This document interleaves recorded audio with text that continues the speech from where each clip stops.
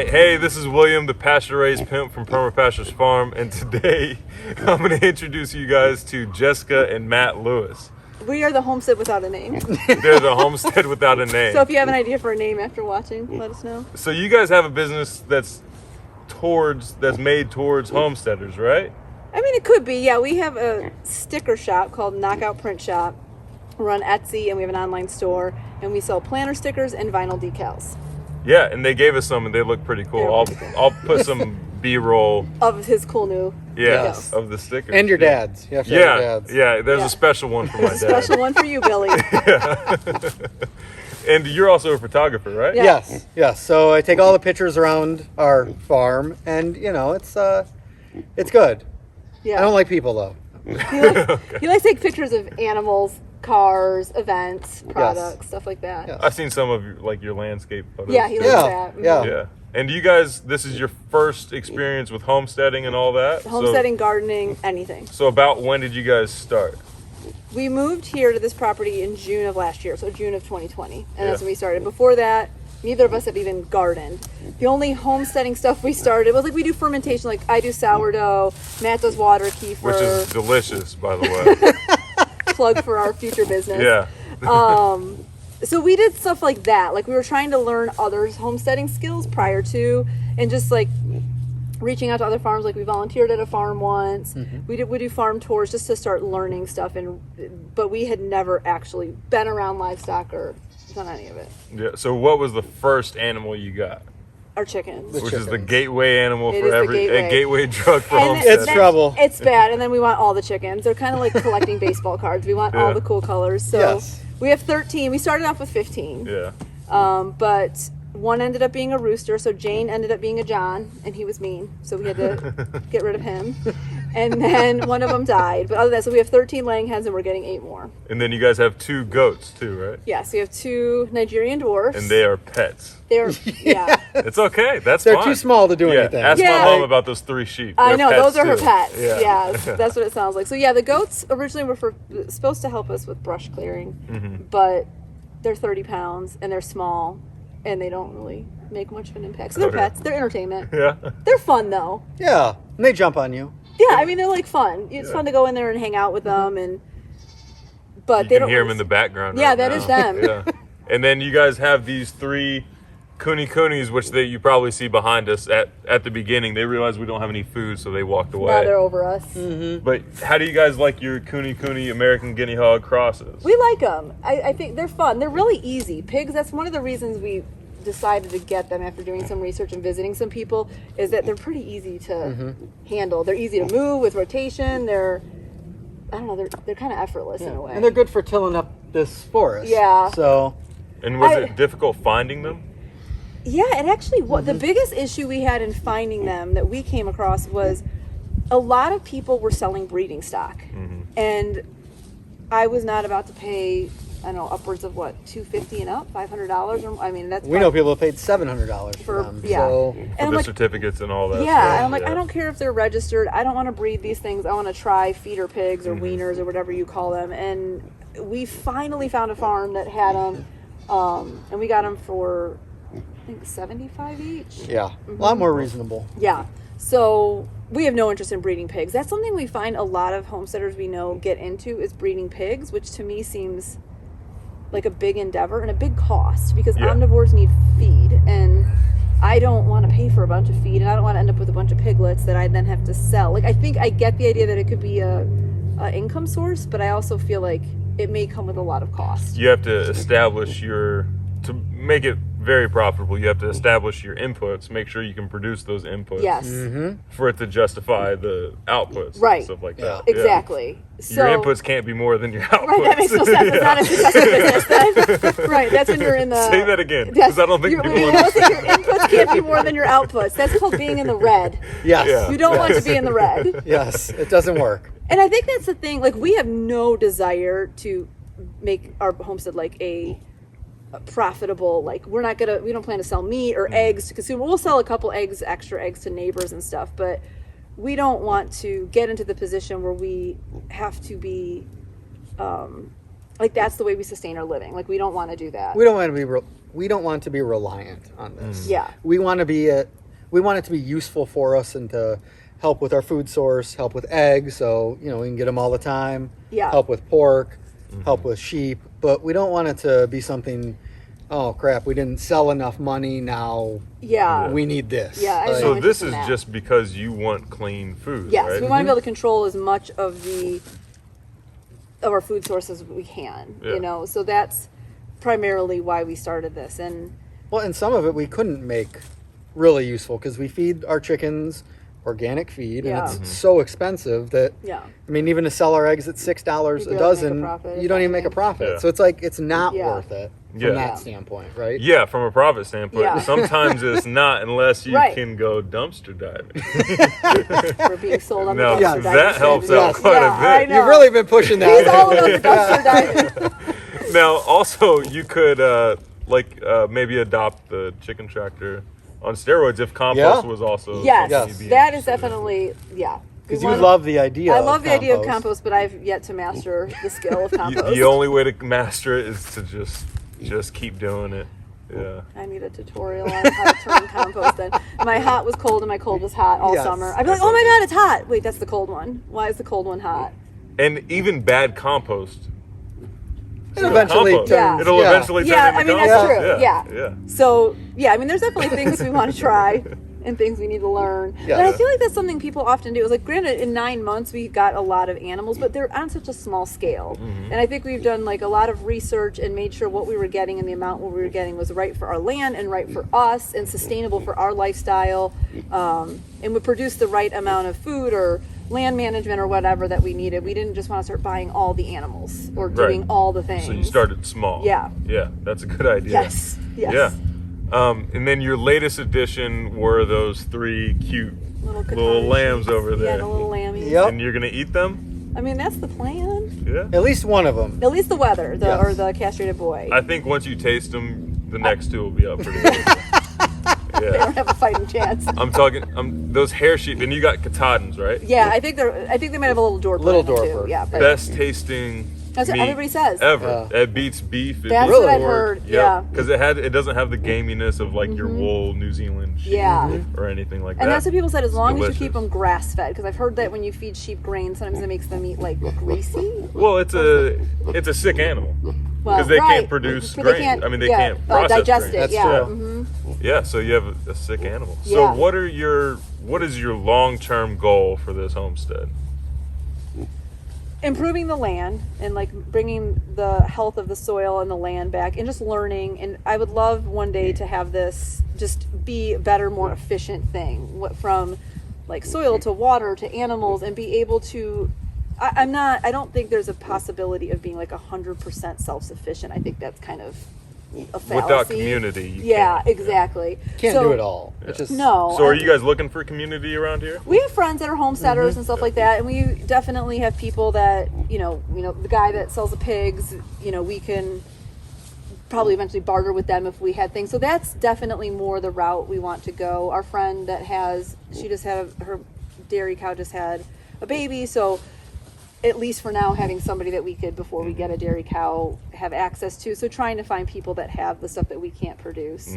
But there's a little bit of a homesteading community around here. We're on a lot more conventional farms, but You they're can let people know where you are. If you we're in would like. Sparta, Tennessee, Yeah. in the Upper Cumberland. Sparta, Tennessee. So if you're near there, Come to Sparta. come on. Yeah. It's a great contact place. them. It really What's is. a way to contact you guys? Well, we're on Instagram. Mine is Jessica_M_Lewis. We don't have a homestead site. so Nameless Homestead. that's what Yeah, we the That should no should be name. it. Oh The my no gosh, name should call homestead. it that. All Here's right, our so answer. this is the Vote no name for it. homestead. Yes. Now, what would be your number one tip for anybody who's getting started into homesteading? Let's say they already have the piece of land. Okay. It's a blank sheet. What would be your number one tip for them? For me, it Yeah. would be go slow. The Yeah. biggest thing I see people, trust me, it's addicting. You get chickens You want all the and things. you're screwed. It happens. want every But animal. You want to add and add and add, and I think real quickly you just overwhelm your land, especially if you're not rotationally grazing. It's really easy to just, now your Pack a bunch of grass animals, is yeah. a bunch of mud, and Yeah. that's hard to come back from. And You know? Yeah. Yeah, I mean, I think starting small, and I just feel like being smart about what you're picking and why. Like what animals or what projects, even if you don't want to do animals, maybe you're doing gardening or something like that. I think that people, like you said, get super excited and then they just bite off more than they can chew, you know, and then you end up with unintended problems that now you have to solve. Whether your plants aren't growing or your animals are struggling or whatever. Not that you're doing something bad or mean or wrong. It's just sometimes those unintended consequences come when you don't think through why you're getting that animal or why you're doing that thing. And then also realizing that most of what you do as a homesteader is like fences and fixing things and mowing things. I was going to say, one other tip is realize it's probably going to cost you more. Oh, yeah. It's really expensive. If you bought those animals from somebody. Like I think in the beginning, I think you don't realize how expensive. Like we come from the suburbs, so we didn't have tractors, we didn't have fencing, we didn't have any of this stuff. So it's like that stuff is so, as you know, so expensive that you're like, wow, this I could buy 10 whole cows for what I spent in fencing, and I don't even have cows. So it's like I mean, I think that's the thing too, is that definitely if you're going to do this, and even if you have you have land and you have the property, right? Oh, okay, I saved for my down payment, whatever, you bought your house, you don't even realize, unless you're coming from another property or another home ownership situation, like he said, how many things you don't have, like shovels, how much it adds up. We didn't have a freaking ladder, proper shovels. They're not all made they're the not same. You know, not all made the same. You do need, whether you're doing permanent fencing or rotational grazing with the like electric netting, like that stuff adds up. You know, and it's not. I think sometimes in the homesteading community, you get this sense that like this is a more sustainable way to live. This is a more affordable way to live, and I'm sure like any investment down the road, it's going to pay off. But an event in the beginning, there is a big investment that you have to make financially and time wise. You know, and I don't think people understand like when they want this huge half-acre garden. I don't think they realize. You don't realize how long it's going to take and how much management it takes to manage a half-acre garden, and also you don't really understand how much you can do on a very small plot of land. Like you can look at other YouTube channels. I can't remember who they are. But there's other YouTube channels that have like quarter-acre market gardens that are grossing $300,000. It's crazy. In like up north, they don't even have like a year-long growing season. 1 month growing season up there. Now it's not necessarily permaculture, and it might not necessarily be organic, but that should at least give you an idea of what is possible on a very small piece of land. And you guys have how much land? 7 acres. 7 acres. So about probably now with the work we've done, what do you think is cleared? 4. I would say total, 4. maybe? I would say about 4 acres is cleared. And let me tell you, they have cleared an insane amount in just the short amount of time they've been here. I can't believe, like this area behind us, I just can't even explain how We've been there's a sweating. gigantic, the neatest wood pile I've ever seen in my life. The most organized wood pile. I'm going to go get some clips of that. That is insane. We're pretty neurotic when we pile up our wood. You can't handle it when it's in a messy pile. No, it's so you can't just leave them all around. We collect them and they did everything but put a bow around it. I mean, we probably should. And this is the neatest wood pile I've ever seen. It really is. You know, and I think the other thing, like what you're talking about with the market garden, and another thing I see that happens sometimes in homesteading is people get a homestead and they're like, I'm going to sell eggs to make a living off of this, or I'm going to sell this, or I'm going to get sell them. Go to market, have a market garden. And I think this is like a business thing. I think people need to realize when you're homesteading, if you want to make money off your homestead, it is a business, and you have to approach it from that mindset if that's your goal. And you have to know what's going to sell in your area. I think oftentimes people are like, well, I'm just going to sell eggs. Well, who else is selling eggs? Like around us, if we were trying to sell eggs and we have to sell them at $6 a dozen, nobody wants our eggs. And everybody at markets are selling eggs, especially right now. I mean, we were just at the market today, grocery shopping, and everybody had eggs. How are you going to make money off of that? You know, or... Which you could do. And this is something that nobody's been doing, is that a way to make money off of your homestead immediately is to teach classes while you're building your homestead. So let's say you're putting in an instant garden. Well, you can charge like, $50 for a 2-day weekend per head. and teach people how to put in an instant garden, and then you have your instant garden, which will eventually produce an income. And that's like being innovative like that, right? Like doing stuff that's not necessarily what everybody else is doing, right? I mean, everybody can grow tomatoes and make tomatoes, like everybody can do that, but you have to find a way, I think, to set yourself apart and take what you can make off of your land, or make whatever your skills are, and make that a business versus trying to compete with everybody else that's doing the same thing. And knowing your area and what people will spend. Like, we live in an area that people don't really care about organic food. So if we go and try to have like an organic garden and organic eggs, we're going to struggle to make money. So I think you have to be, in my opinion, like from a business standpoint, is if you're going to make it a business, you have to be more creative and innovative and know your market and know your area. Awesome. So what's a way, I know you said yours earlier, what's a way you guys can be contacted? If there's more, yours is the easiest. You want to say it again? I might edit that part out. Okay. Jessica_M_Lewis on Instagram. We had like a YouTube channel for like 5 weeks, and then we decided not to do it anymore. But that's it. Understandable. And then our sticker shop is Knockout Print Shop on Instagram. And what was your photography one? Mine is mattglewis.com is what it website, is. And Matt Lewis Photography is the Instagram. Awesome. Yeah. Well, I'll leave links down below so you guys can ask them all the questions you guys have. Just any questions. We're newbies. Send it to Yes. We don't know all the things. No, not even close. We know how to clear land really well. if you that want to know we're how good to at. cut trees. I don't know if you guys know it, but you guys are very, very good at researching. Yeah. You guys are outstanding at researching and clearing new growth forests. Better than I've ever seen before. And she's outstanding at bothering you with questions. Right. Not bothering me. I'm like, I gotta message William again. You have the best question. Oh, good. You really have the best questions. Like, you have the questions that make me, like, I understand your thought process in asking that question because you're finding conflicting information. All the time. Because it's a common question that people are asking, but they're getting conflicting information, and they need just like a yes or no.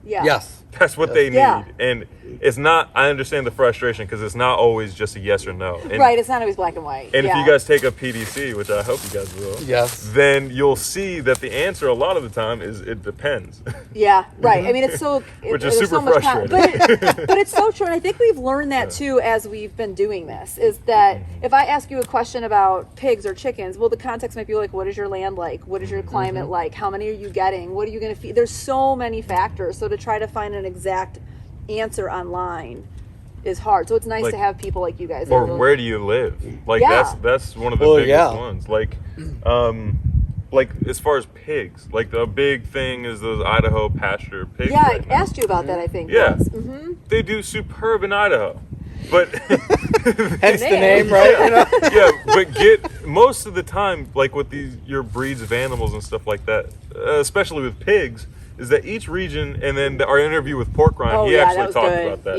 Each region has their own specific, unique breed of pig that does best in that area. Now, I mean, you are going to come across situations where you need coonies because you can't have them destroying your pasture. Right, sure. There are certain characteristics that you breed that you pick certain breeds for. You know what? That brings up another topic about this. And I love the homesteading community, but I think something we all need to be better at is realizing that most of us kind of don't know what we're doing, especially when we're new. And we're going to all make mistakes. And I think it's great for all of us to share information, but it's one of those things like the 10,000 hour rule. I don't think there's too many homesteaders, unless they've been doing this for a couple of years, probably more than a couple of years, probably 5-10 years, that there's so much wisdom they haven't gained yet. So when you're asking questions to your neighbors or fellow homesteaders, not that they're trying to give you bad information, but not everybody... Be weary of your sources of information, I guess is what I'm trying to say. Be skeptical and a lot of people are giving you conventional wisdom. Which isn't, if you're adopting these types of principles, it's not conventional. It should be, and it was, but it's not conventional anymore. You're getting, like a lot of the old timers you might be asking. Now, they have very good information sometimes. But other times, some of the other questions you might be asking could be coming from like a CAFO background or a factory farm background or something like that. That's what we found with the pigs. It's so hard to find. Oh my God. Like even nutritional recommendations for how much they need to be eating every day. All you find is commercial factory commercial and that's pigs. where And all like, the nutrition science that's is a 300-pound pig versus a 100-pound pig. Yeah. Like It's it that eats doesn't grass. matter. That It eats grass, yeah. So like just Yeah. going by how much grain I need to give it every day doesn't help me. Like, Yeah, that's it's not definitely Yeah. yeah. Like so another thing is like, how do I factor in, how do I include the acorns and black walnuts that they're getting from the forest right. in their feed, and then It's complicated. There's a reason that there's animal science and nutrition science. And not that I'm all into conventional stuff, but there is a baseline, right? Like there's like the basics, knowing what an animal or something needs. And it's hard to figure all this stuff out. you know what the animal needs, it's how you provide those needs. Yeah. Yeah. Like Yeah. chickens, they need a certain amount of protein. Right. Well, you can also use the biota in compost as their protein source. Yeah. Yeah, or like black soldier fly larvae. Mm-hmm. You can do that. That could be a protein Yeah. source and stuff like that. That's stuff you don't have to buy as feed. Yeah.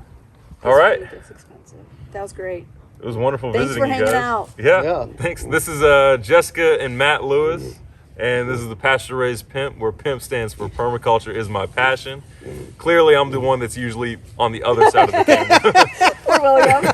Thanks for watching, and we'll see you guys next time. That was awesome. That was cute. Good job, William. Yeah, That was great. survived.